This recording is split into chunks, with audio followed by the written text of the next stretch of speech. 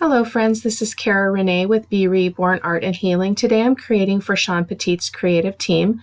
I'm creating on an 8x10 gallery depth wood panel. These are some of the supplies that I'll be using. I didn't end up using a couple of the products, but you'll see that as we move along. Projects often can kind of morph into something different than we have in our mind. So even though I was well prepared for the products that I wanted to use, I did end up changing things up a little bit. I am using a couple of Shawn stencils, background words, and lace primarily. I didn't end up using the bricks and bubbles. And I'll be adhering all of my papers with my Liquitex matte medium. And these these papers right here with the music notes and then the roses on top, I got them from an Etsy shop. They're a digital download. And if you want to check out my blog, once I put this up on my blog, I can give a more detailed list of where I purchased the Etsy papers. So again, I'm adhering my papers with my Liquitex matte medium. And because collaging is fairly redundant, I did cut out some of that. And then I loved that song verse there, or sentence, sorry. And so hopefully you'll get a chance to pause the video and see what that says. Unfortunately, it's covered over now, so I can't read it to you. But it was very perfect for this project because, again, this is created with daughters in mind, which I thought was really cool because Mother's Day is coming. I loved creating this with all of my daughters in mind, even though they're not all with me. They are all loved and cherished, and some are missed, but beautiful, beautiful thing.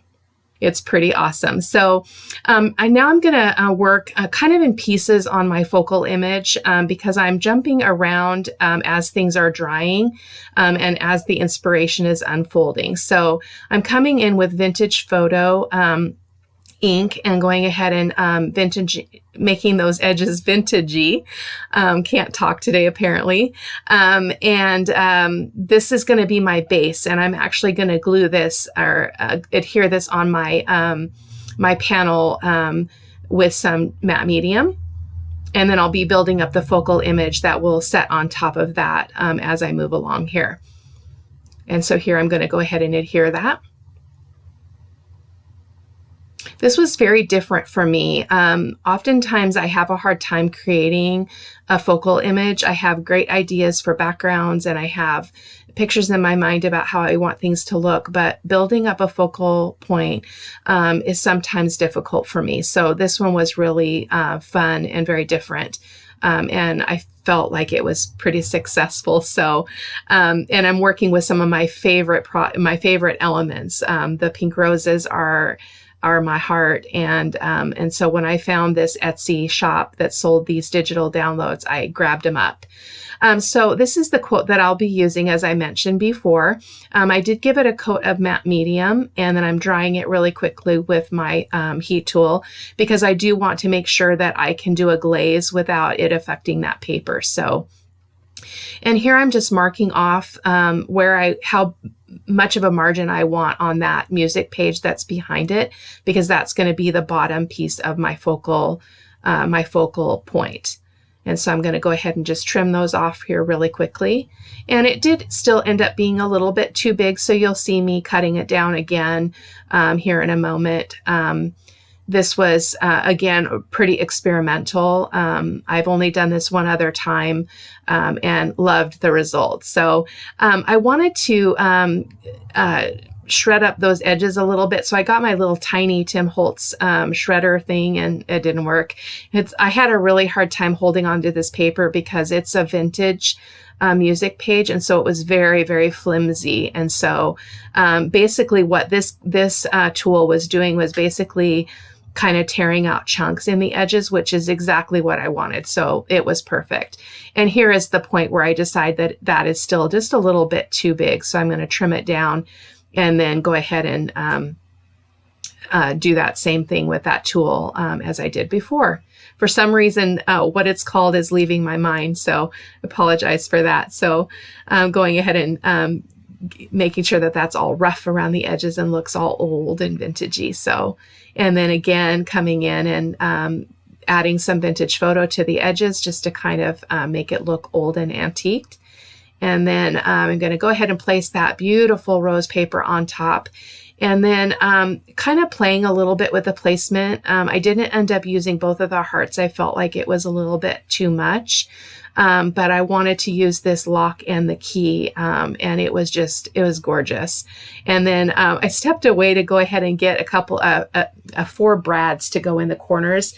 And so I went ahead and attached that rose paper with the brads and used my little tool there to poke the hole through both of those pieces of paper. And I really love the effect. It's made it stay really feminine, and I really liked that. Going to go ahead and use a little bit of lace because, it's just so sweet and so vintagey. I love how vintage this turned out. It's definitely, I have a vintage heart, there's no doubt. And so I really liked how this went. And I pulled some string from my stash. This is just like a pink and white ribbon, thin ribbon. And so I'm wrapping that around the back side, and then I'm going to go ahead and attach that key here in just a moment. And then I'll tie all that to the back, and then use a piece of tape to hold it in place.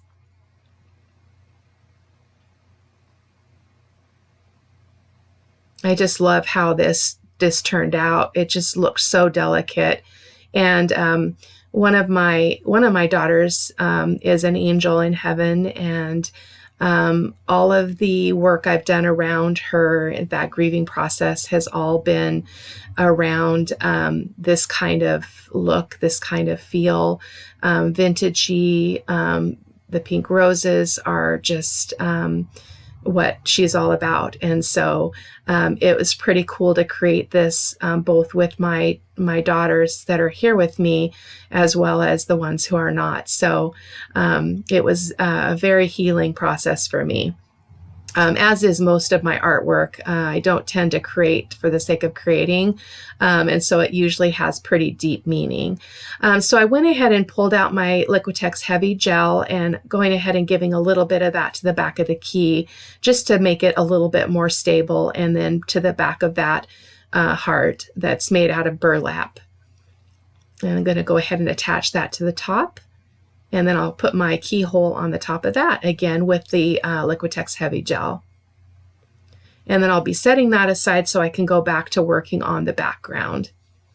So I do apologize. I know that there's a lot of jumping around in this, but that was kind of the nature of working on the background and trying to work on a focal image that was fairly complex. So I hope that you're able to follow it and it's not too broken up for you.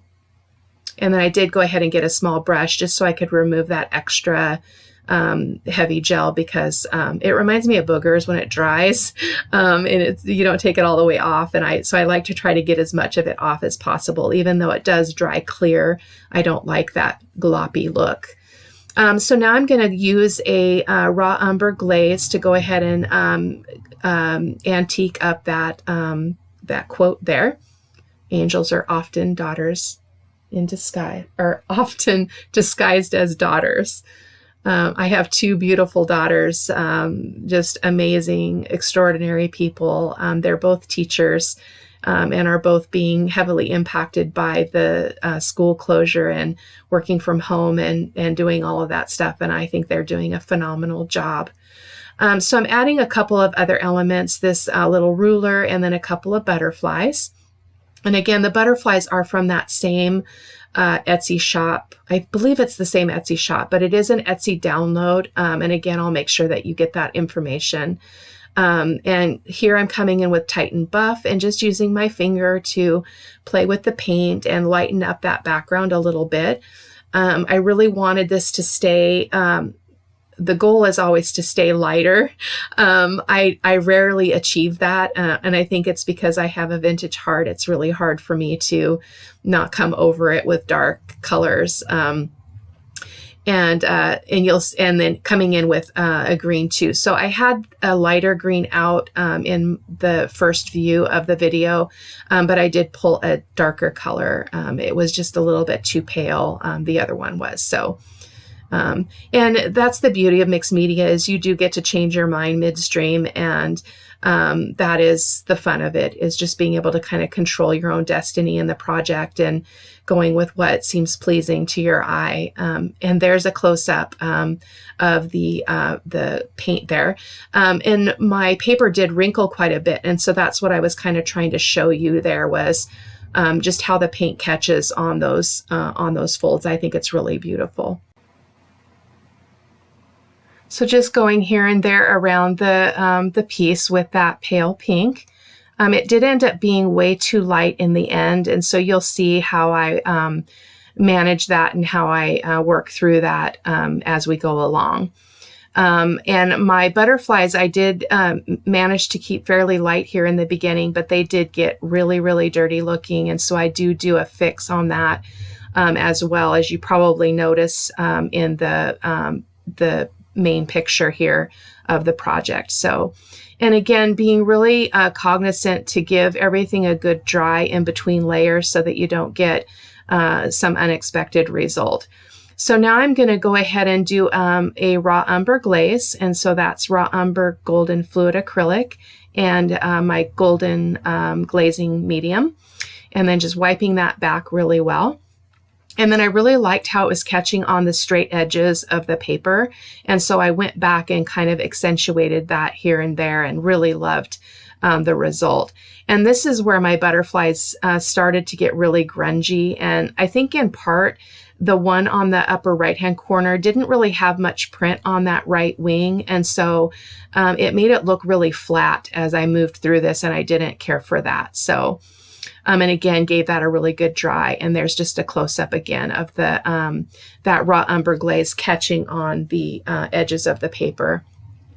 So now I'm going to use Shawn Petite's lace stencil and my archival ink in Fern Green. And I'm just going to be applying that stenciling here and there around the piece. Really love, I say it every time, this is my favorite stencil, I think, in the whole world. I use it so much. I think I'm going to actually have to order another one because it's getting pretty rough. I mean, I literally use it in almost everything that I create. And so now I'm going to come in with her background word stencil. This is a new one to me. And I went ahead and applied that here and there on the canvas. And I apologize, that did go really fast.